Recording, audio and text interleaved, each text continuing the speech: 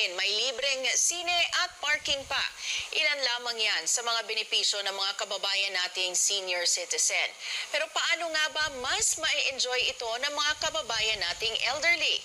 Kasama natin ngayong hapon si National Commission of Senior Citizens Chairman Franklin Quijano at pwede rin kayong makisali sa aming talakayan. Mag-post lang ng inyong mga komento o suhestyon sa aming Facebook page. Chairman, magandang hapon po and welcome to the program. Sir, parang nakamute po yata kayo. Yeah, magandang hapon, Ms. Mencho. Magandang hapon sa lahat na tagapanood. Alright, so Chairman, kanina sinabi na nga natin yung iilan sa mga benepisyo na na-enjoy ng ating mga senior citizens. Pero sa kasalukuyan, ano-ano pa po ba ang mga benepisyo ng isang senior citizen sa ating bansa bukod po doon sa ating mga nabanggit kanina?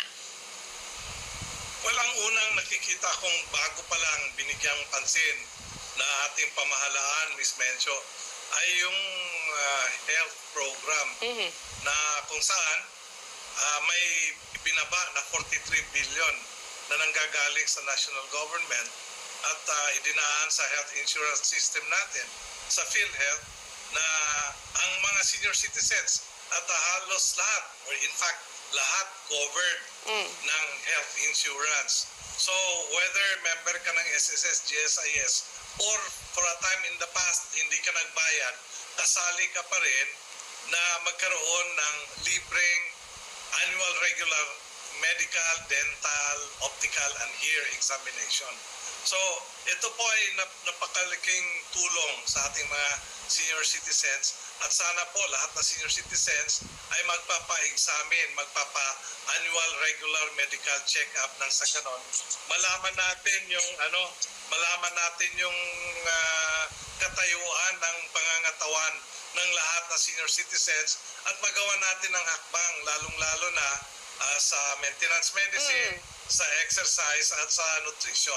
Pag sa mga hindi po nakakaalam kung paano po mag-avail niyan, very quickly lang po, saan ba sila dapat pumunta para mag-avail nung yearly check-up na yan? Na libre? Well, Ms. Mencho, kung sila ay miyembro ng PhilHealth, then they will have to coordinate with the accredited PhilHealth provider na mga diagnostic laboratory and clinic. At kung hindi man sila miyembro pa, then it's high time na magpamiyembro ng PhilHealth and makipag-coordinate including the local government, tumutulong naman ang local government ng mga accredited PhilHealth laboratories ay maging malapit sa mga senior citizens. Alright, pag-usapan po natin itong isinasagawang database po, ano po ang konsepto nito? Well, ang database actually, Ms. Mencho, kasi bago pa lang ang National Commission of Senior Citizens and we realize wala pong database tayong nakukuha immediately. Nung pumunta tayo sa PSA, ang alam natin may numero pero walang mga pangalan. Okay. So, having known na walang pangalan, nakikita natin na ang pamamaraan is to go through the LGU or go direct to the senior citizens. Ang mga senior citizens ay marunong na rin gumamit ng cellphone at kung ang mga cellphone nila ay medyo modern, pwede nang doon na mismo sa cellphone makapag-rehistro. Okay. Kaya yun po yung online registration ang proseso is yung senior citizen will connect directly with the commission.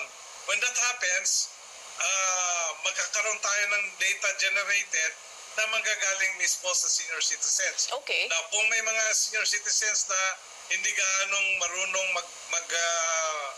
mag-encode doon sa cellphone nila, pwede namang tawagin natin ang tulong ng mga anak at apo. May mga kapitbahay pa nga na pwedeng tumulong. So we are actually benefiting out from it. This is modern technology and answering the call of government that our decision should be data generated, should be data-based. Okay, so paano po pag-verify Paano po pag-verify, sir, na tama yung information na binibigay po sa inyo ng mga senior citizens at totoo yung impormasyon na binibigay nila online? Yung reply actually nila is based on candor and truth. Eventually, when the transfer of functions, kasi sa ngayon, Miss Medyo, ang trabaho ng DSWD ay nandyan pa.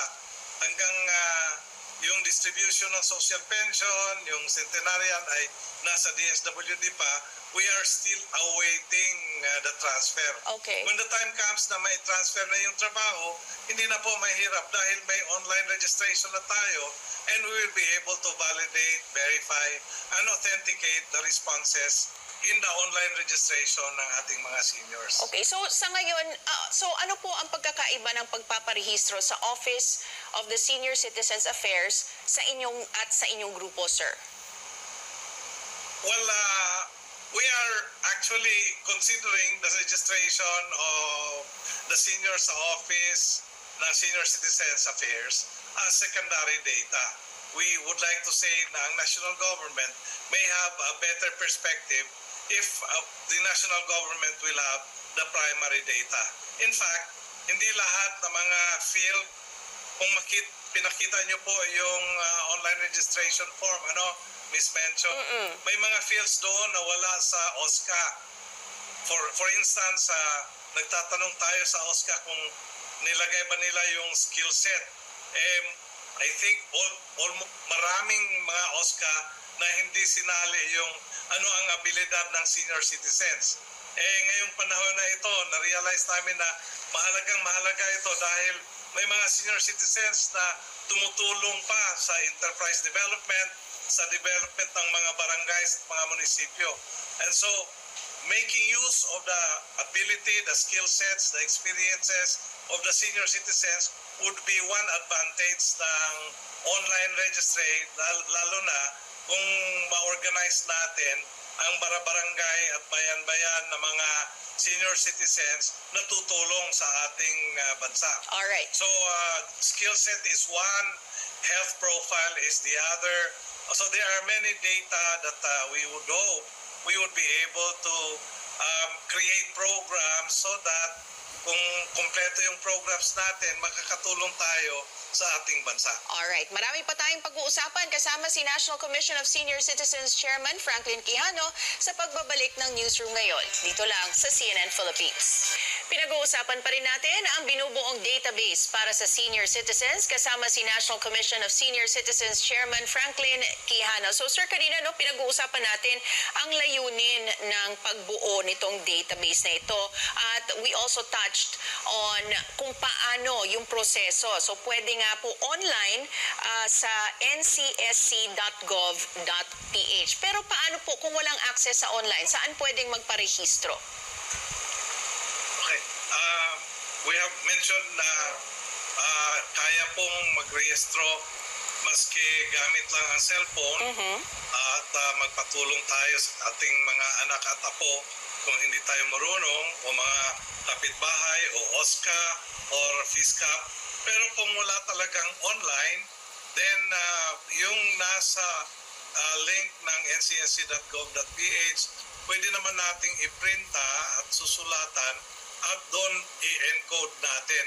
So marami pong mga local governments dahil tinulungan din tayo ng DILG, Miss Mencho. Maraming local governments na nag-imprinta ng data form at yung mga data form na nakuha nila, sila na nga mismo ang nag-encode. Yung iba na ayaw mag-encode or walang kakayahan mag-encode, binibigay din nila ito through channel at tinatanggap natin ito. Of course, we would like to really encourage all local governments na encode nila dahil yung papel na mahawakan nila will also be their record, which should also be kept dahil very confidential po ang mga data na nasa data form. Okay, so once po na na-encode na yun lahat or nakapagrehistro na, submit na nila online, paano po malalaman ng isang senior citizen na talagang pumasok, registered na sila dun sa database? May registry number po ang senior citizen na nagre-rehistro at may access code din. So if they take note, isulat lang nila or i-memorize nila yung RRN na yung registry number at saka yung passcode, then pwede nilang matingnan uli kung talagang narehistro ba sila. Or if not, ang isang alternative, Ms. Mencho, is isulat nila ang pangalan nila at ang kanilang birth date. Okay. At malalaman din nila kung talagang narehistro ba sila. Okay, pero para sa mga nagparehistro pero may gustong palitang detalye, paano po ang dapat gawin? Well, Ms. Mencho, pagka ganun, we would like to receive a letter or a note galing sa kanila kasi hindi madaling i-change yan. Kailangan talaga ng authority ng may-ari kung kailangan mai-change. And that is why once na ipasok na nila, kaya dapat before ipasok, kailangan klaro yung isusulat nila. At once na ipasok na nila, hindi na po madaling i-change. Lalong-lalo na yung mga substantial na data tulad ng pangalan So, saan at po, date of birth. saan po nila ipapadala po itong sulat na sinasabi niyo po na kailangan na parang letter of request? Pwede pong sa link natin Okay. sa ncsc.gov.ph or pwede rin sa ating email ph.ncsc@gmail.com. Alright. Maraming salamat, National Commission of Senior Citizens Chairman Franklin Quijano.